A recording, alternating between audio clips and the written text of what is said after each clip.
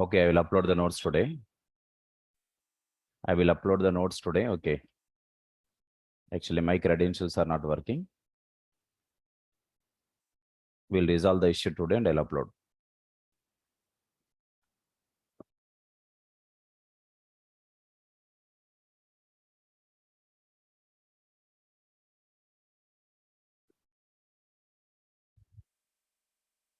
Okay then.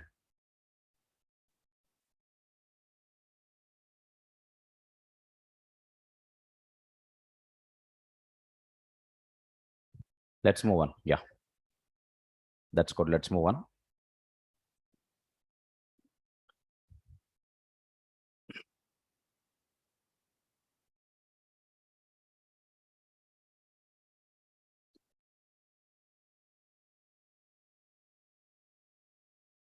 Done. Okay. Let's move on. We started our discussion with features of Hibernate.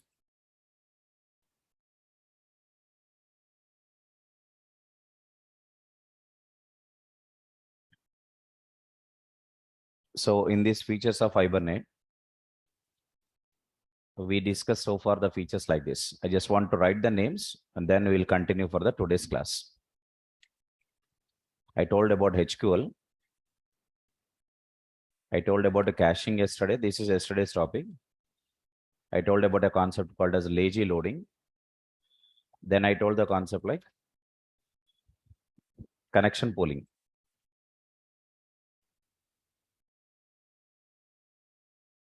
Okay, these are the features which we discussed in the last class. HQL, caching, lazy loading, and the connection pooling. Okay. Are you getting my point? Right. So coming to, okay, no problem. Now coming to today's features. Let us understand, guys, we are going to talk about a concept called criteria.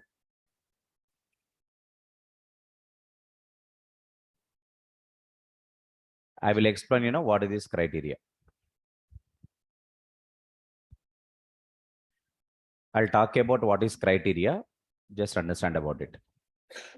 Already we discussed about HQL. We got about caching, lazy loading, connection pooling. And now we are going to understand about criteria. Okay. Basically, assume that, okay, I have a question now. You write your answer in chat box. My question is, in my table, suppose if the table is EMP, and in my table, say for example, I have 4 columns: employee number, employee name, salary, department number. I have a table has 4 columns. And I'm writing a query like this. My query is select star from EMP. Okay. And the other query I'm writing, select EMPNO, comma, ename, comma, sal, comma, DEPTNO from EMP.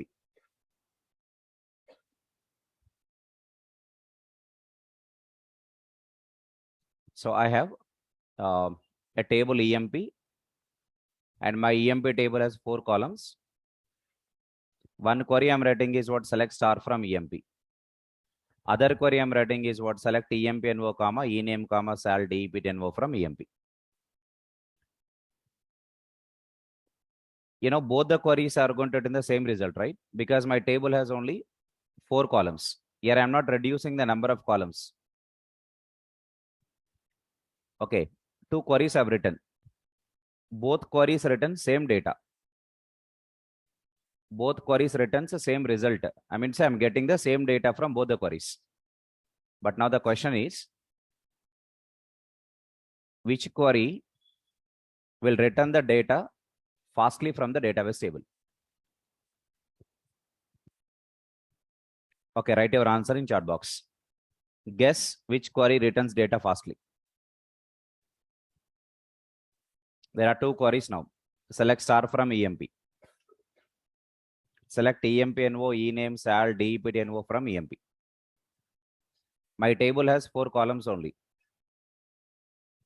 In the first query, simply I'm writing select star, star indicating all attributes. Attributes meaning columns only, na? Attributes are nothing but columns. Okay, select star from EMP means all attributes I want to select from EMP table. Okay. There are 4 attributes are there, nothing but 4 columns are there. Second query is what? Select EMPNO, ename, sal from, DEPTNO from EMP. Then I have 4 columns only are there, na? So I'm typing 4 attributes names in my select query. Now my question is, if both queries are returning same data, which query will run faster? You are getting my point, right? Yeah. Guess the answer. Okay. Good. Okay then. Now coming to the output now. Second query runs faster than first query. Select star from EMP is slower. Select EMPNO, ename, sal, DEPTNO from EMP. That query will run very faster than select star from EMP. Because when I write select star from EMP, whenever I write a query like that, the database engine has to check what are the columns in the EMP table. It has to find out the order of the columns. First, it should get the metadata of the table EMP. After getting the metadata of the table EMP, then it is going to return the result for me. It will take some time. Okay, that time may be a gap of milliseconds or maybe a second, whatever it is, but select star from EMP is comparatively slow than select EMPNO, ename, sal, DEPTNO from EMP. The second query will run faster when compared with the first query. We can say something like this: a query which returns the data fastly from the database table as a tuned query. What query we call it as? Tuned query, TUNED, tuned query. So which one is a tuned query here? The second one is a tuned query. Not the first one, but the second one is the tuned query. Correct. Correct. Coming to Hibernate. Of course, as we all know that Hibernate is also going to work with persistence layer only. Means a Hibernate framework we cannot use for writing business logics. Or Hibernate framework we cannot use for presentation logics. Hibernate is a framework which can be used only for creating the business persistence layer of an application. Which layer we can create by using it?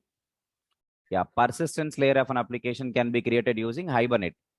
Hibernate is not for any writing MVC applications, or Hibernate is not for implementing any service layer applications. It can be only used for implementing, or it can be only used for developing data access layer of an application, which is also called as what layer? Persistence layer of an application. Which is also called as what? Persistence layer of an application. Coming to the point. Point is, this is a simple query. Okay, one query we discussed like this. But when you are working with a database, to make your application faster, whatever the queries that you are executing on database, most of the queries you have to run as tuned queries on database. If your code is running tuned query on database, then your code will get the data faster from database. So that what your application performance will be improved. Means what type of queries you have to write and execute? Tuned queries you have to write and execute. Correct? Right. What type of queries you have to run and execute? Tuned queries. Tuned queries you have to write and execute. Okay, right? So that what will happen? Your application's performance will be improved. But we are a Java developer. Query tuning is a very big subject for a DBA, database administrators. There are many rules applied in query tuning. Okay, there are many rules applied in query tuning.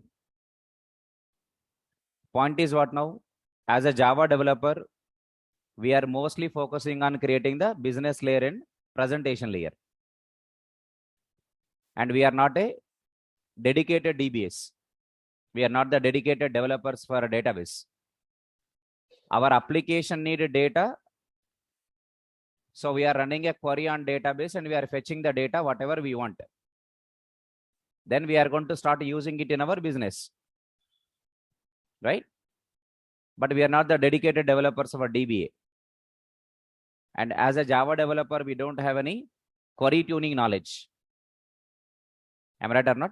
We don't have any query tuning knowledge as a Java developer. We don't have any query tuning knowledge. You are getting my point?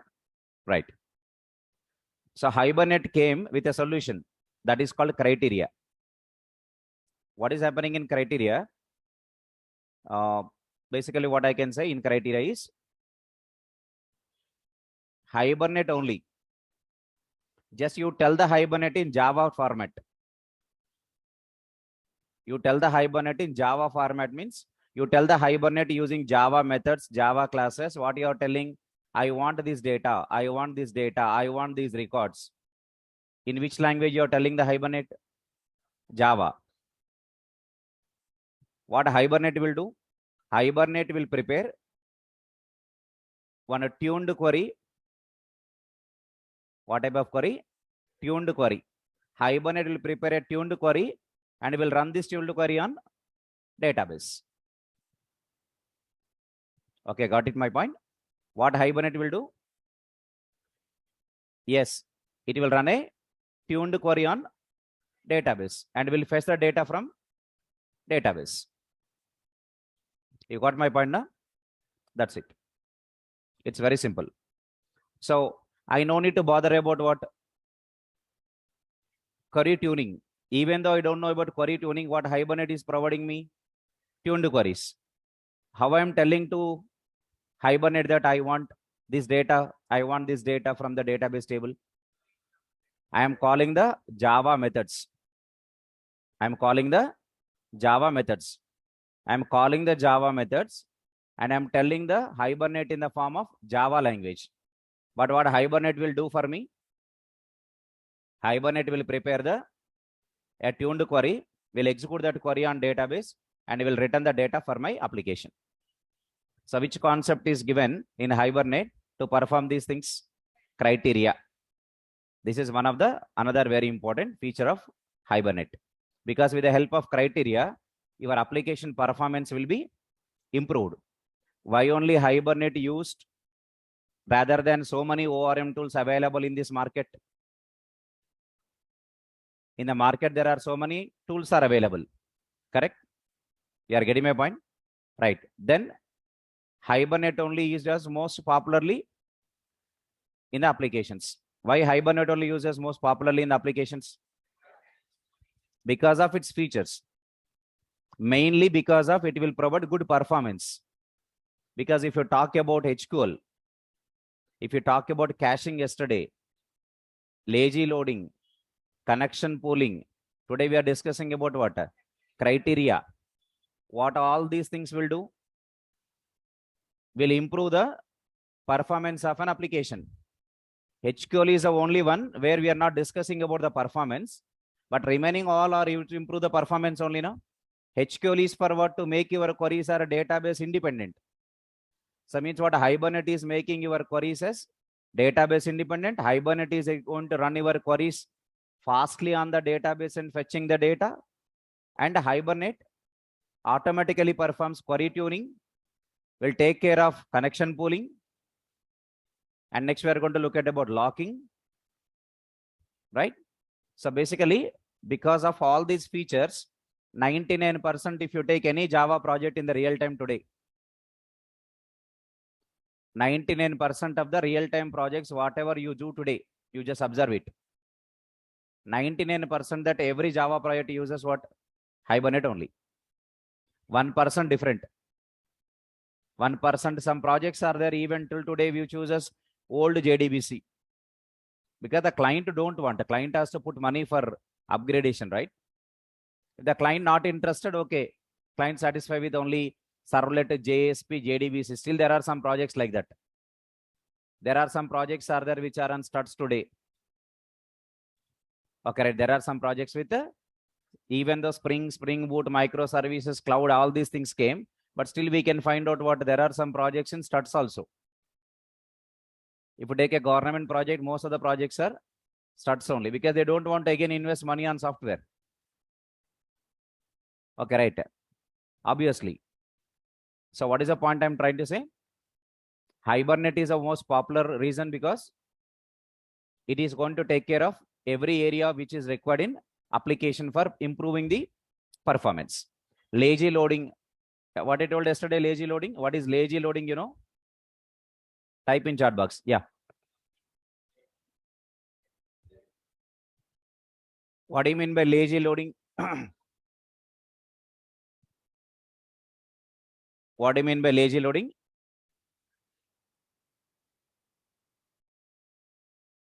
Hibernate doesn't go to the database unnecessarily. Hibernate doesn't go to the database unnecessarily. What Hibernate will do? First, it will create a proxy object and will return the proxy object only. Whenever application is trying to access the real object, then it will go to the database. This is called what loading? Lazy loading. There also it is reducing the number of trips between application and database. Caching also reducing the trips between application and database. So these are all used to improve the performance of what? Application. Right. Good. So we got the concept called what? Criteria. Okay. How to work with the criteria? Second story. How to work with HQL, connection, pooling, lazy loading. These are all just features we are discussing now. Today, we are not writing any program to show you that this is the tuned query. We can see that query. I'll show you the query when we are executing our code. Okay, that query understanding also be difficult for us. Okay, right? We can see that query, but of course, we can see on the console whether that query is what. What is the query that Hibernate has created for us and execute on the database. We can see those queries. Okay, right? But the feature is called criteria. So let's move on. I will write 2-3 points regarding this. Then I will continue the next one. How to work with the criteria? Wait for another 1.5 weeks. Then you'll come to know what is criteria.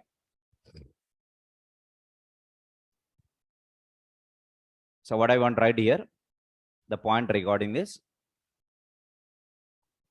Right. So to get the same data,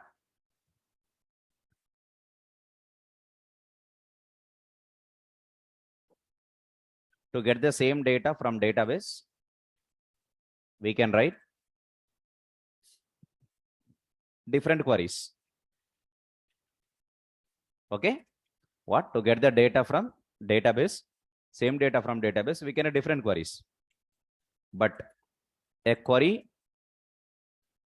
which returns the data fastly. I can say what? A query which returns the data fastly. Okay.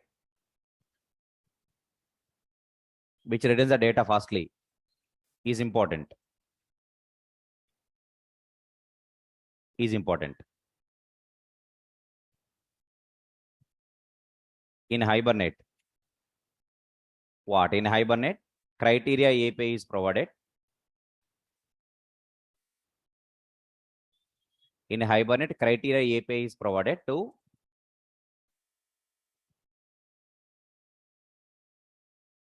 create tuned queries. TUNED. In Hibernate, criteria API is provided to create tuned queries. To create tuned queries.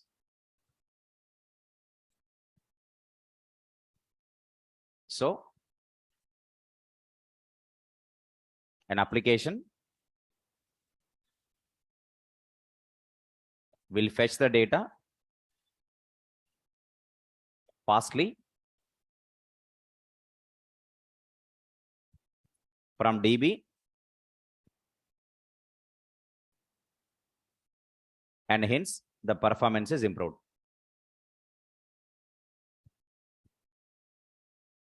And hence the performance is improved.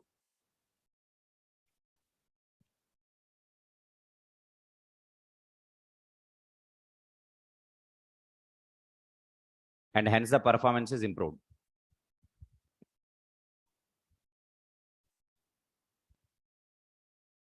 Okay, so this is the feature I just want to tell you.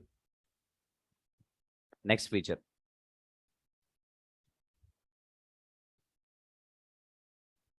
Okay, the next feature I'm going to talk.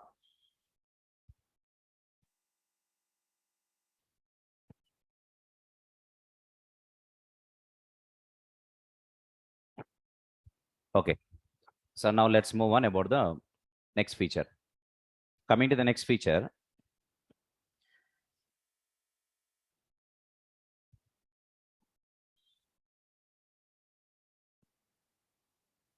the other feature what I'm talking is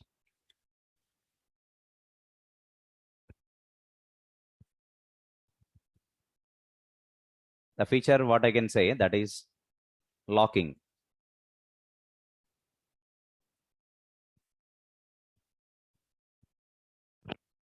Okay, so there is a feature called locking. Let's understand about what locking is. Let us try to understand about what is locking.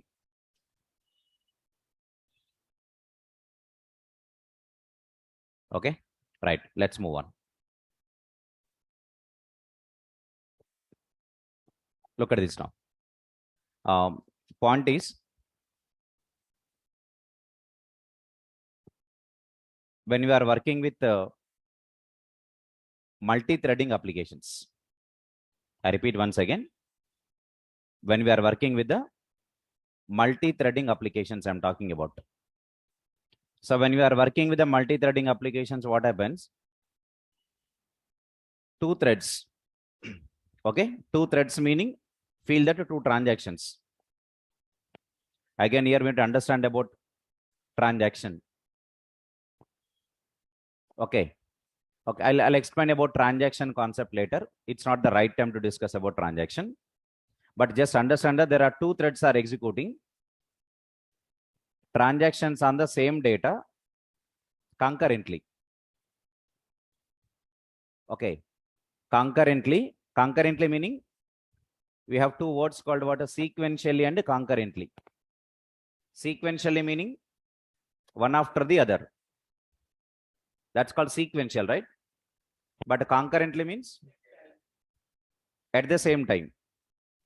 At the same time, at a particular moment or at the same moment, multiple transactions are working on the same data. Multiple transactions are working on the same data. Same data. Okay. Then what happens? If one transaction updates the data, if one transaction updates the data in the database, other transaction can override that data.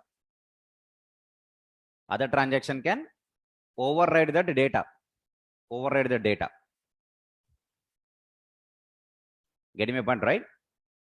When two transactions are parallelly working on the I mean concurrently working on the same data, then what? One transaction made changes can be overridden by another transaction. This is possible. This is possible. This is possible actually. It's possible. Okay. But how to prevent it? Means what? When two or more transactions are working on the same data, then what? One transaction one transaction made changes should not be overridden by another transaction. When two transactions are concurrently working on the same data, then one transaction made changes should not be overridden by another transaction. Which means we want to allow how many transactions to make changes to the data at a time? Only one. If one transaction is already making changes, other transaction has to wait. Other transaction has to wait. Are you getting my point? Other transaction has to wait. After the first transaction is completed, then second transaction can continue. Because the transaction is completed now. Now how many transactions are concurrently working? One only. Now it can do changes. Now it can do changes. But when two transactions are parallelly working, then how many transactions should be allowed? Only one. Okay, two transactions are working. Transaction one is working on employees with a salary less than 10,000. Second transaction is working on employees with a salary more than 10,000. Both transactions are working concurrently, but not working on same data. Then there is no need of locking now, because one transaction is working on less than 10,000 salary. Another transaction is working on more than 10,000 salary. Both are not working on same data. So obviously what both transactions can continue to work. No need of any locking. But when locking is required, when two or more transactions are working on the same data, I am not talking about same table. Multiple transactions can work on same table. If they are working on same table, doesn't mean that working on same data, na? Right? So if they are working on same data, then we need a mechanism called locking. For what? To prevent one transaction is overriding the changes made by the other transaction. For that, what is required? Locking is required. Again, in locking, there are two types of locks are available. One is called optimistic lock. Second one is called pessimistic lock. Optimistic locking and pessimistic locking are the how many types of locking we have? Two types of locking is there. This locking even we can use in JDBC also, and even in Hibernate also. In Hibernate, it's built-in concept. In other, if you're not working with Hibernate, you have to do it manually. You have to do it manually. With your manual code, you have to do it. There are two types of locking is there. What are the two types? Optimistic locking and pessimistic locking. So in a Hibernate, we have a built-in mechanism for optimistic locking and pessimistic locking. So we no need of writing any code manually. If you are not working with Hibernate, you have to write the code manually. You have to write the code manually. But if you are working with Hibernate, it has a built-in mechanism. Just we are going to use it in our application, that's all. But we no need of writing any more code for it. That is called locking feature. So what is the locking feature of Hibernate? It does not allow, or it doesn't allow multiple transactions. It doesn't allow multiple transactions to modify the same data at the same time concurrently. How many transactions it will allow? Only one. If one transaction is already working on the same data, other transaction is not allowed to modify the data. Other transaction is allowed to read the data. Reading is not modifying now. Suppose your transaction is updating the employees. My transaction is selecting the employees. My transaction is updating the employee or selecting the employee. Selecting the employee, select is not a transaction operation. Select is not a, remember, what are the transaction operations? Insert, update, and delete. These three are called transaction operations. Select is not a transaction. Select operation is not belongs to the transaction operation. You got my point clearly? Right. So what is the advantage of locking mechanism in Hibernate now? Yeah, write in chat box.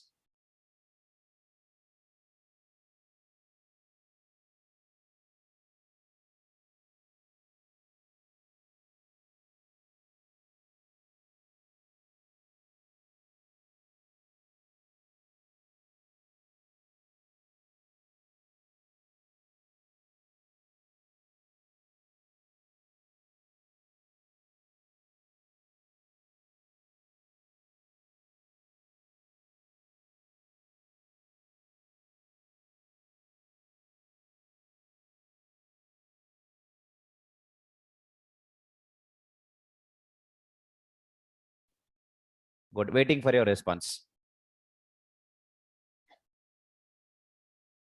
Make it fast.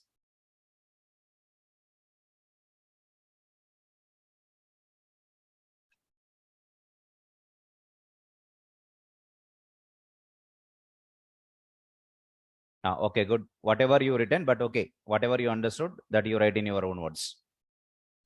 Okay, write in the chat box fastly.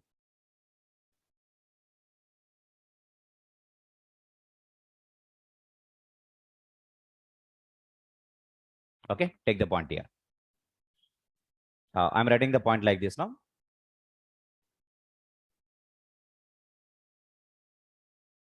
By default, multiple transactions can work on the by default multiple transactions can work on the same data concurrently.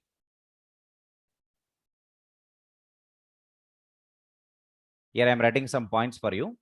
By default, multiple transactions can work on the same data concurrently. What's the point I'm writing?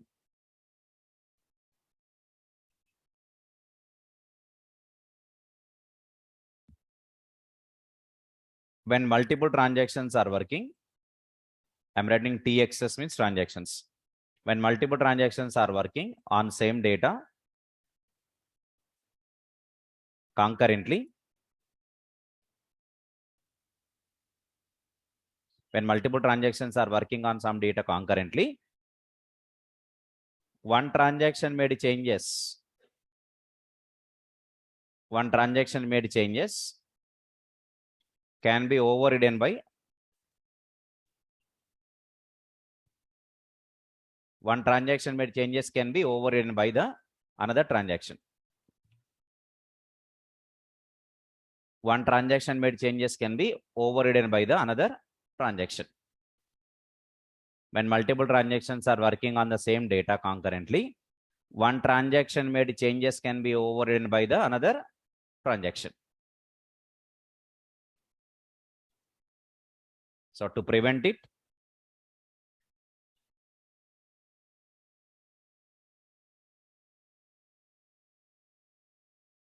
Hibernate has provided locking. You will understand all these things in coding. Currently, just only we are discussing, that's all. To prevent it, Hibernate has provided locking. Locking.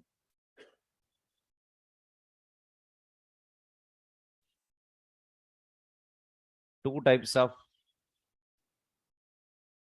locking can be used.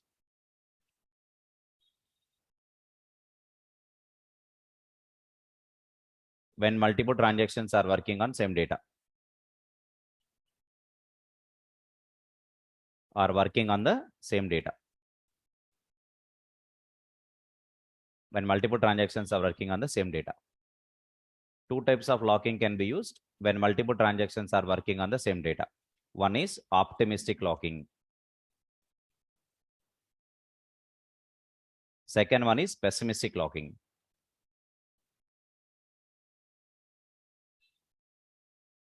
What is optimistic and what is pessimistic? Currently, we are not discussing. Only know the words. Today, you learned only the words. In next upcoming classes, you will come to know what it is.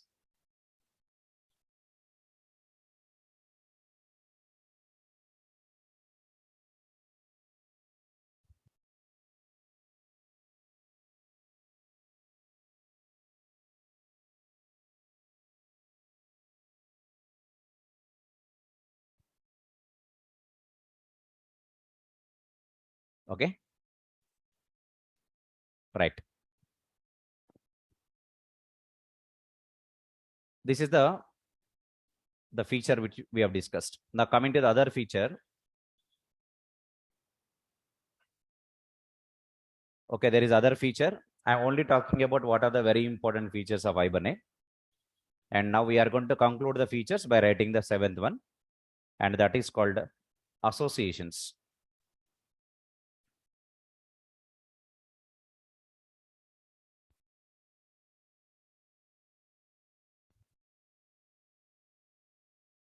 The next one is called associations. Here, what I can say that the explanation is very simple here. Okay, explanation is very simple here because associations, I mean, we can call it as relationships. So when you are working with Hibernate, okay, when you are working with Hibernate, you can find associations called one-to-many. It supports one-to-many, many-to-one, many-to-many, and one-to-one. What are these one-to-many, many-to-one, many-to-many, and one-to-one? These are all called as what? Associations. Associations. These are all called as what? Associations. Nothing but what we can call them as relationships. Okay, right? One customer is associated with multiple orders. One customer is associated with multiple orders. One customer associated multiple orders.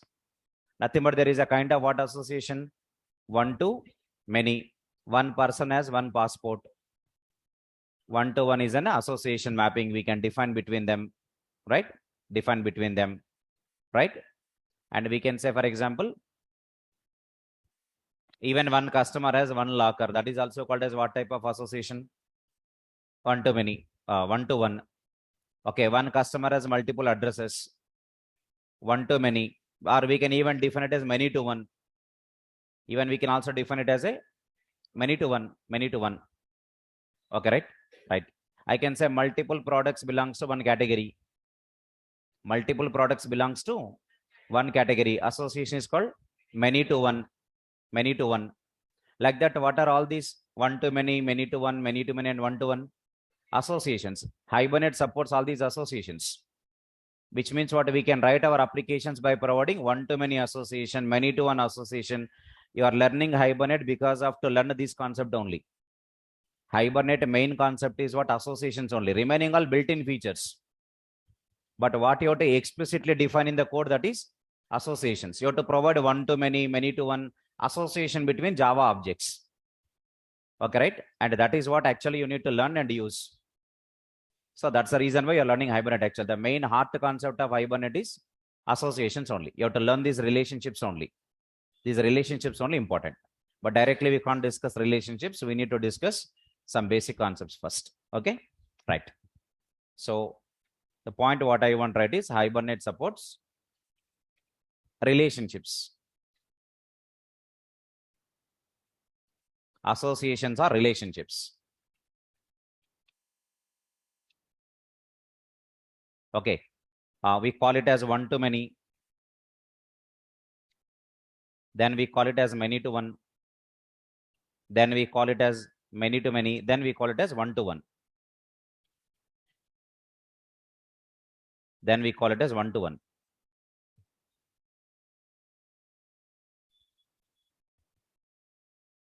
Okay, one to many to one, many to many, and one to one.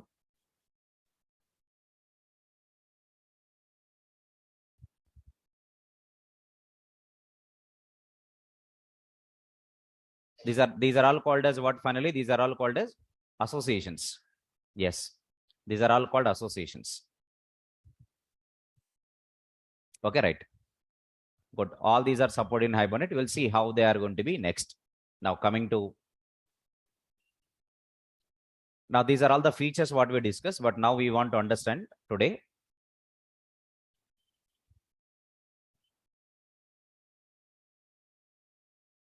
So now we'll understand about, if I want to write a Hibernate application, first of all, there are 4 files required. So we are discussing about what are the 4 files required to write Hibernate application. Right, okay. Anyhow, we are going to use Maven as a build tool. Whenever you are working with frameworks, you have to use build tool. Which build tool we are going to use to write or work with Hibernate? Maven. Even for Spring also we use Spring Boot, microservices. Everywhere we are going to use build tool as Maven. Sometimes we may use Gradle also. It depends. But most popular tool is Maven. Maven is a build tool. Okay, right? So that Maven basics at least you should know. So those basics, I will just explain how the Maven project structure, how do you create a Maven project, and what is a dependency tag in the pom.xml file. Up to this, I'll explain. It's not complete Maven class. Again, I'm telling you, I don't want to explain the complete Maven in this Hibernate class, because again, it will take more time for me to explain complete Maven. more time it will take for me to explain the completely Maven. If I want to take complete Maven, it may take around 2 weeks, 3 weeks also, or maybe a month required for me. But basic just only to write Hibernate application, to start kickstart applications, and then to write applications. What we need? We need basics of Hibernate so that you can at least come to know and you can write the applications next. That is the reason why. That is the reason why some basics I'll explain. That before we start with the example.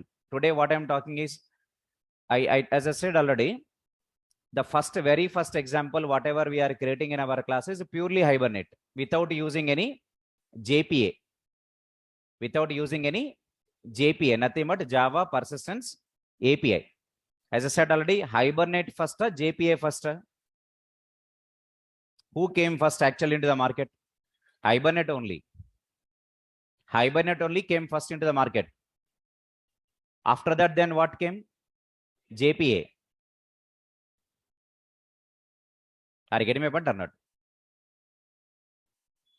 Are you getting the point concept clearly? Right, very good. I told already in the very first session only, what I told, working with Hibernate and working with JPA, how can you differentiate? The first example is purely Hibernate. I will introduce about how to write the mapping file in XML, Hibernate configuration file. The first example is purely Hibernate. We are going to look at with only purely Hibernate without using any JPA. Without using any JPA. Then second example onwards, every example will be JPA with Hibernate as a JPA provider. With Hibernate as a JPA provider. That's all. That's what our class now, Hibernate with JPA. So today you have to learn Hibernate with JPA, not pure Hibernate. Not pure Hibernate. What is required for you? Hibernate with JPA. But just to introduce very first example, the very first application that what we are creating in our class, that first example is purely Hibernate application. Okay, right. To create Hibernate application, there are 4 files required, minimum. Okay, how many files required? 4 files required, minimum. First one is you need one Java class first. We call that Java class as a Pojo class. What we call it as? Pojo class. Pojo class, or even we can call it as a Java Bean class.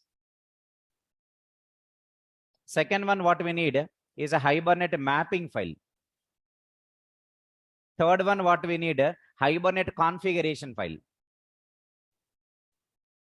And fourth one, you write one test program, one client program required to test for inserting the object, deleting the object, because I told ORM tools can perform the operations in the form of objects. Why we are using ORM tools? Why we are using Hibernate or something else? To transfer the objects between our application and database. With JDBC, what we can do? We can transfer the raw data, means values we can transfer, but we cannot transfer the objects. But with Hibernate, what you can do? You can transfer the object. I can transfer employee to database, or I can fetch the employee from database. I can transfer customer to database. I can fetch the customer from database. That's the reason why we are using what? ORM tools. That's the reason why we are using the ORM tools. Nothing but Hibernate. Okay. See, what is a session now? What we want to discuss is, we want to write here. What we want to write is files required for the first application.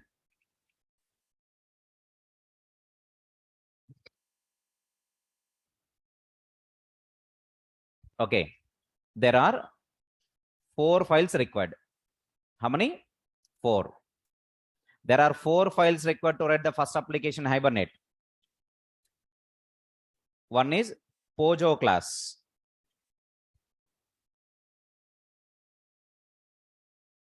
Pojo class. Pojo stands for Pojo. Write in the chat box. Write in the chat box. POJO stands for dash. Please write in chat box. Please write in the chat box. POJO stands for dash.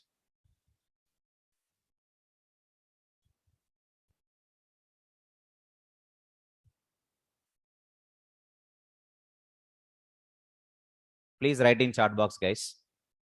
POJO stands for dash.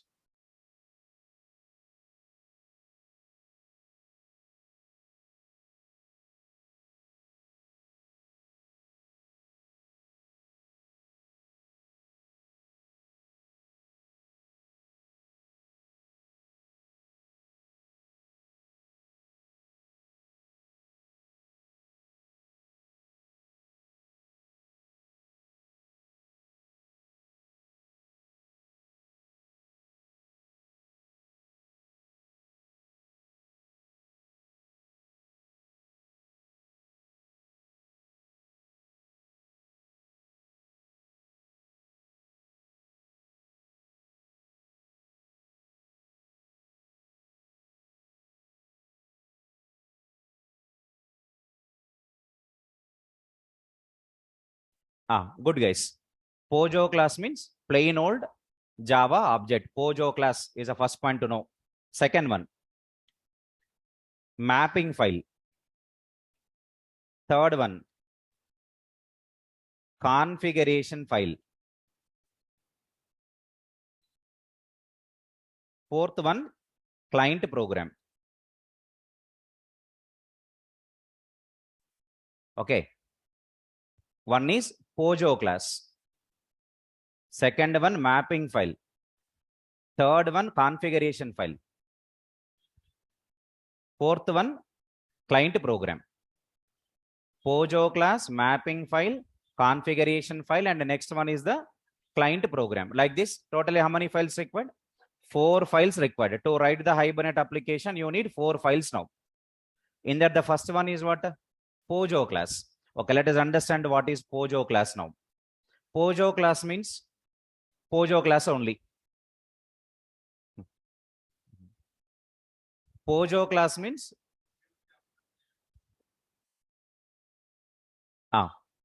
what is POJO class here? POJO class means,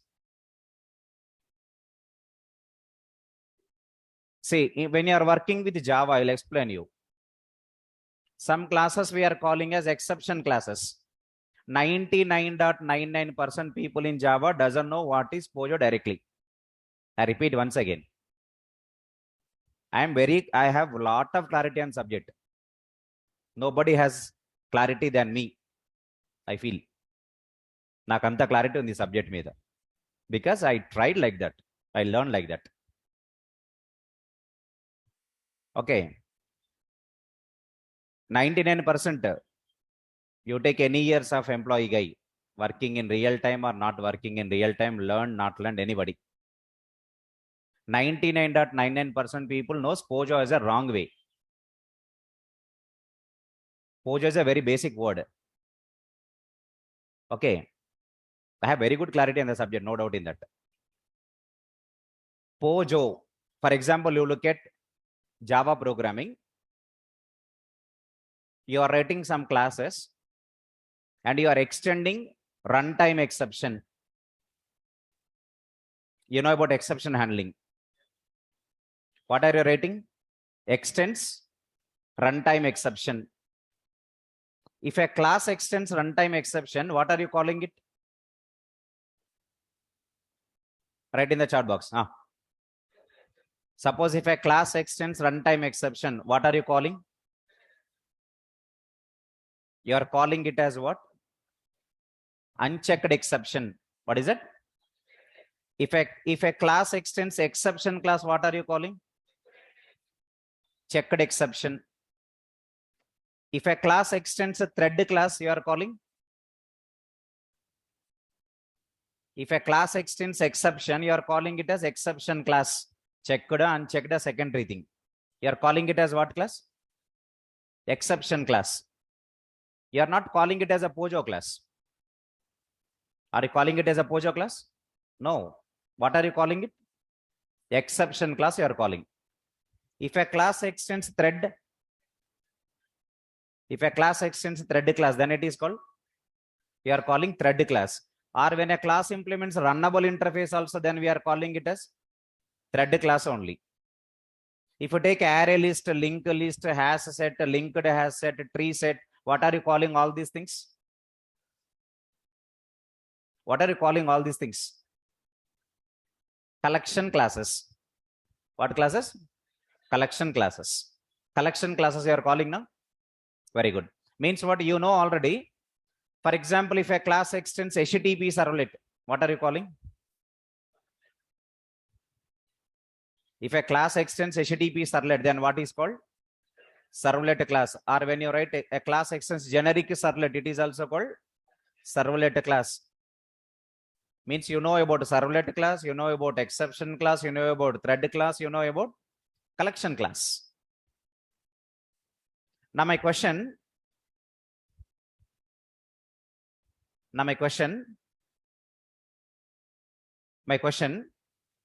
if I write class sample open close, tell me this class is what class now?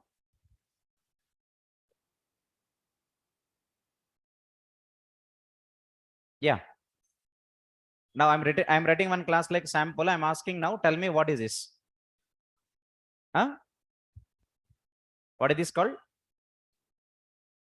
It's a normal Java class. It is normal Java class. It is not exception class now. It's not a thread class. It is not a servlet class also, or even it is not a collection class also. Getting my point? Right. Now what is this? This is called normal Java class. This normal Java class only, we call it as a POJO class. A POJO class is nothing but ordinary Java class. What is it? An ordinary Java class without any special requirements. An ordinary Java class without any special requirements is called as a POJO class. Is called as a POJO class. You are getting my point? Right. I'll give multiple examples to understand it. Okay? Right. Good. Then I'll tell you POJO class and Java Bean. How do you differentiate both of them? Observe here. Good. Good, guys. Observe here. I'll explain you once again. For example, I'm writing a class like this. For an example, I'm writing a class like this. I'll give you an idea of what it is. Okay? I'll give you that. Please understand me. Public class login action extends action. And there is some method I'm overriding. Leave it. Execute method I'm overriding. Something like that. Public action forward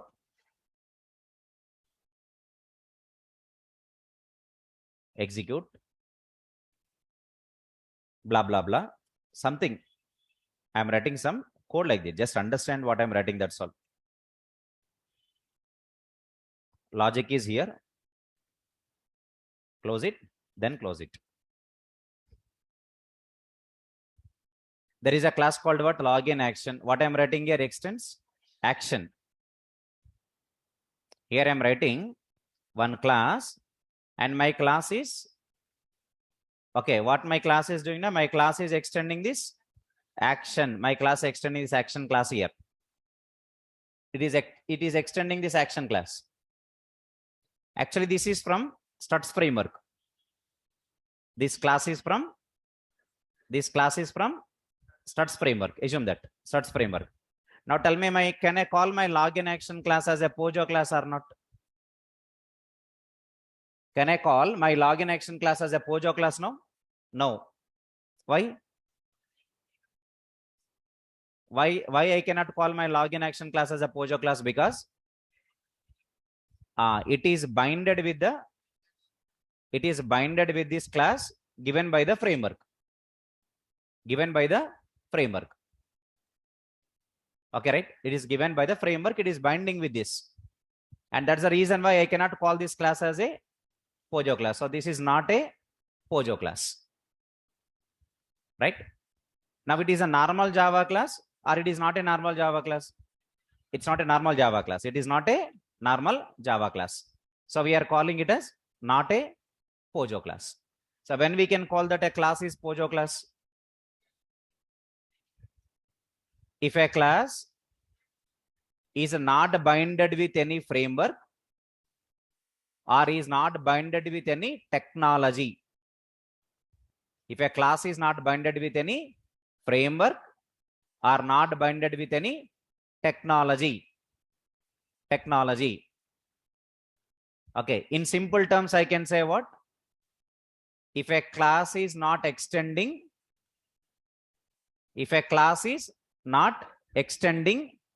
any classes from any API.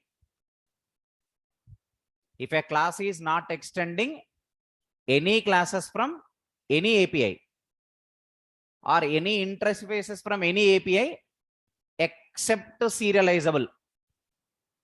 Except serializable interface. Except serializable. Then we can call that class as a POJO class in Java. You are getting my point? Once again, I repeat. If a class is not extending any class or not implementing any interface from any API. Any API means what? Your Hibernate API, Struts API, Spring API, Java API. These are all APIs only, na? Right? Your class is not extending any class or not implementing any interface from any API. Any API except serializable interface. Except one interface. What is it? Serializable interface. Then that Java class is called as POJO class. For example, I'm writing like this now. I'll give multiple examples to understand now because it takes some time for you to understand. If you want to understand immediately, we'll discuss one by one examples to get it.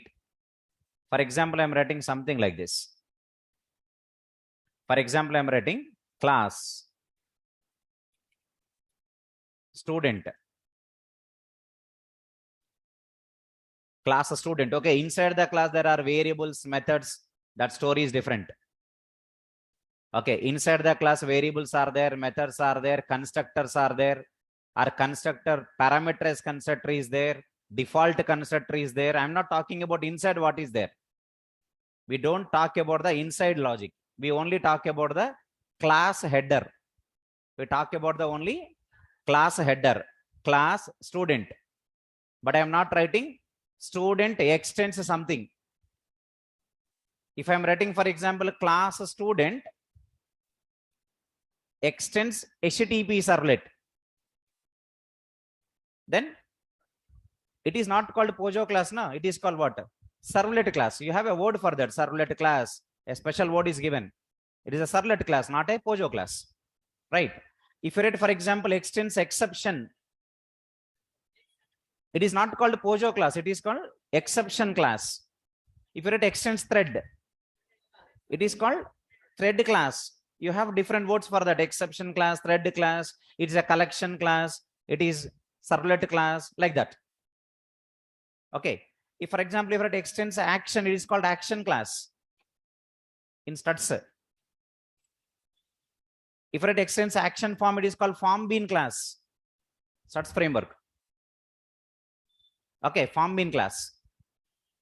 They are getting my point? Right, good. But if I don't treat any extents like this, then it is POJO class. So what is the POJO class definition? What is the POJO class definition? It is an ordinary Java class which is not extending any class or which is not implementing any interface from any API, except serializable interface of Java. You know serializable interface purpose, right? Right.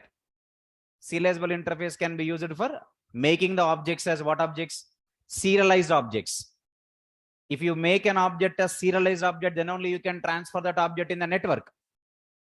Am I right or not? Suppose my program I'm running in the system, my database is in somewhere in the network. I want to save the object there. Then tell me this object must be transferred over the network now. To transfer the object in network, it must be what type of object?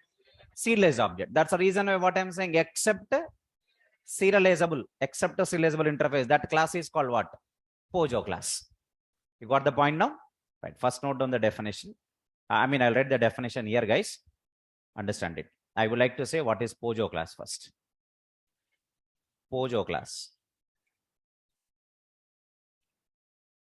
I can say first POJO stands for plain old Java object.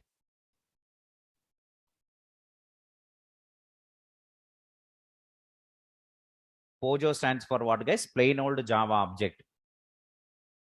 A Java class which does not extend,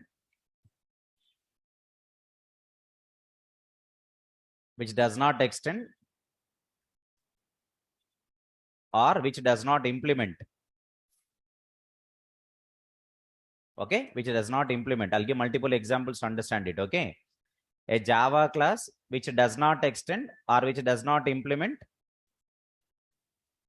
any class or interface from any API. Okay. A Java class which does not extend or which does not implement any class or interface from any API. Then except serializable. Except java.io.serializable. Except java.io.serializable, right? Then tell me it is called as what? POJO class. Any class or interface from any API except java.io.serializable is called as a POJO class.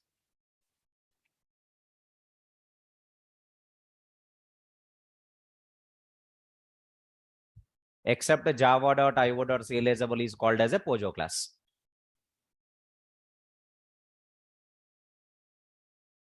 Okay, right.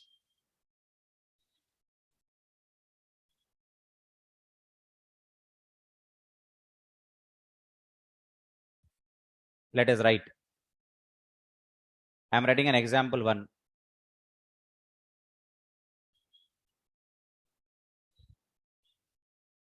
Okay, example 1.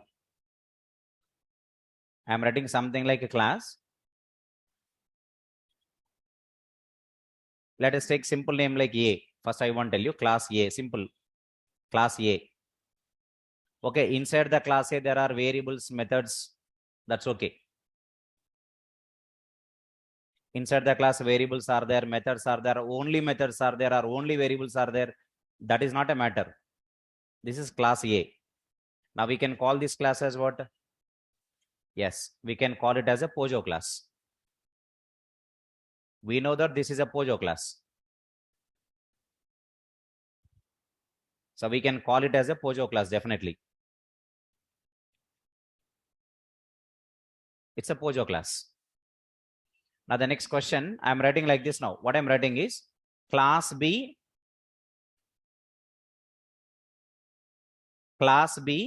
extends A.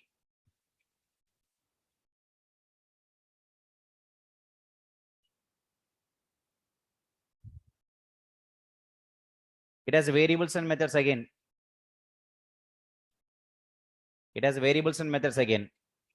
Now the question is, can I call class B as a POJO class or not? Type in the chat box.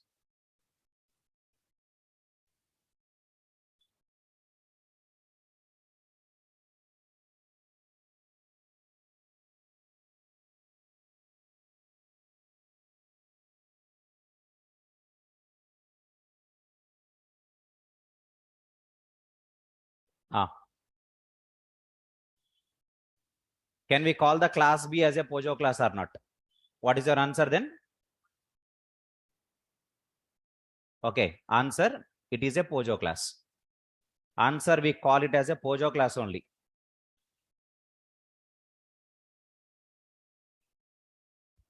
Okay. Understand clearly. If a base class is a POJO class, I repeat again. If a base class is a POJO class, then derived class is also a POJO class. What is class B extends A? B is what? B is a subclass of A, nothing but derived class of A. A is already what? POJO class. If a base class is a POJO class, then we can call derived class also as a POJO class. Moreover, class A is from any API. I'm writing class A right first. Is it from any API? Is it given by your Java API from java.lang package or java.util package? Or is it from servlet API? No, no. Class A is written by me only, no? It is a class from API or it is a user-defined class? It's a user-defined class, not from any API, right? Now, what about class B then? B is also called as a POJO class. So when we can say that derived class is a POJO class or not? If the base class is a POJO class, then derived class is also a POJO class. If a base class is already a POJO class, then derived class is also a POJO class. You understood my point clearly? You got my point? Nice, very good. Good. Next. Okay. We are done now. That's enough to understand, nothing more. What's the second one? Mapping file. So before I go to mapping file, I want to give you what is Java Bean. I want to talk about next one is what is Java Bean. You just first keep the point in mind. Every Java Bean is a POJO class. But every POJO class is not a Java Bean class. Every Java Bean is a POJO class, but every POJO class is not a Java Bean class. A Java Bean is a POJO class with additional policies. In Java, some policies are defined to say that it is a Java Bean class. Policy number one, class must be public. Policy number two, the private variables must contain setter getter methods. Policy number three, class must contain default constructor. Policy number four, class can implement, not must, can implement serializable interface. Four policies are given. I repeat the four policies once again. Policy number one, class must be public. Second policy, private variables must contain setter and getter methods.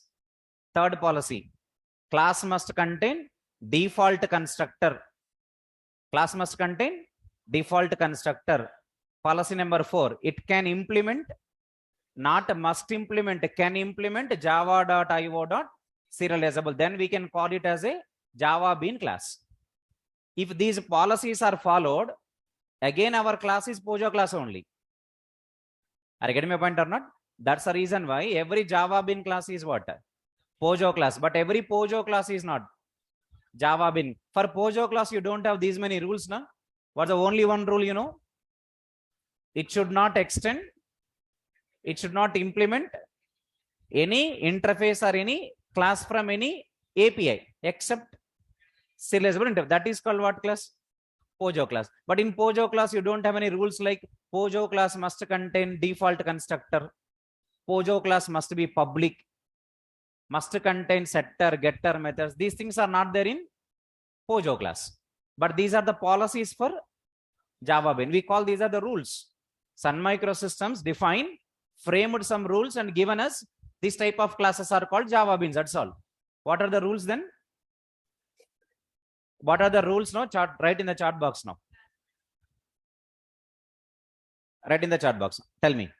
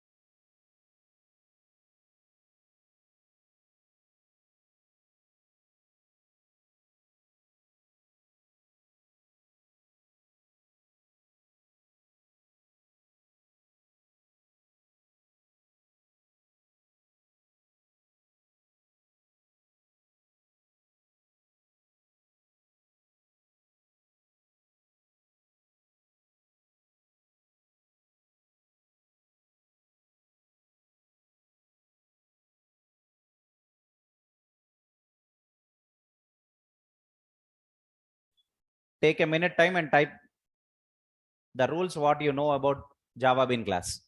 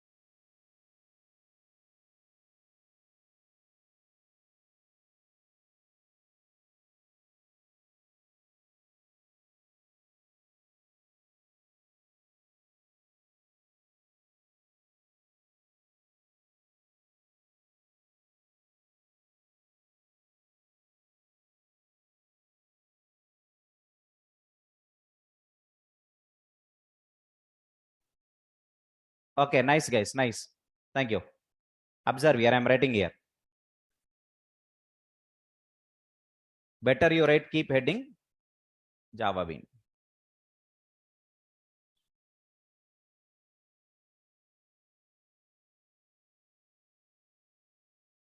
Okay. A Java class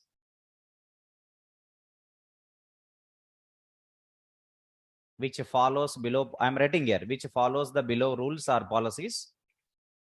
A Java class which follows the below rules, or we can call it as what guys? Policies, okay? A Java class which follows the below rules or policies can be called as a Java Bean class. First one, class must be public. I'm writing here, class must be public, and class must contain default constructor, otherwise parameterless constructor, better word. And the third rule I want to say, okay, private members I mean variables, private members should contain setter getter methods.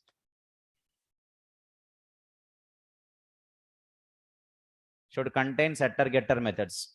Fourth rule is optional. Class can implement serializable interface.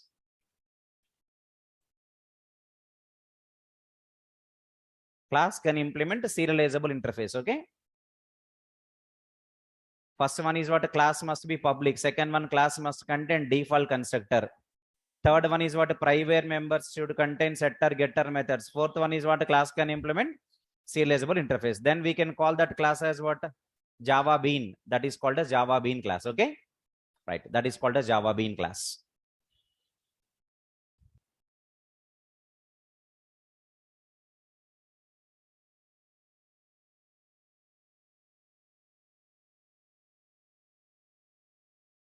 Class can implement serializable interface.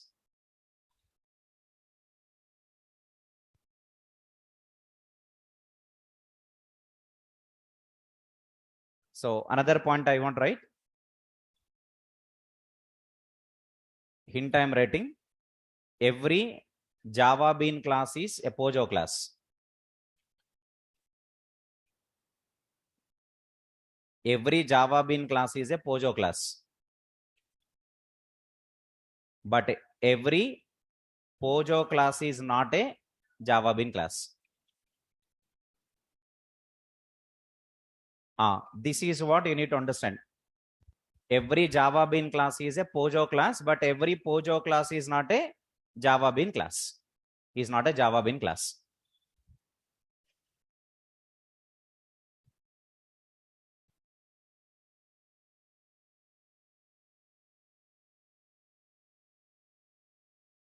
Okay, guys. DFD, done for the day.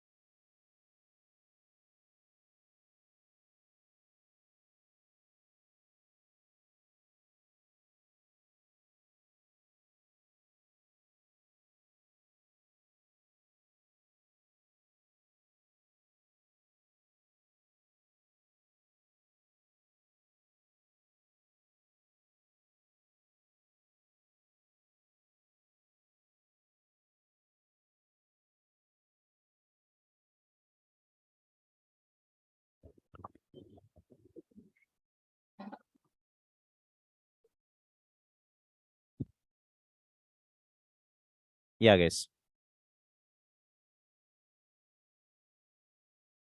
Okay.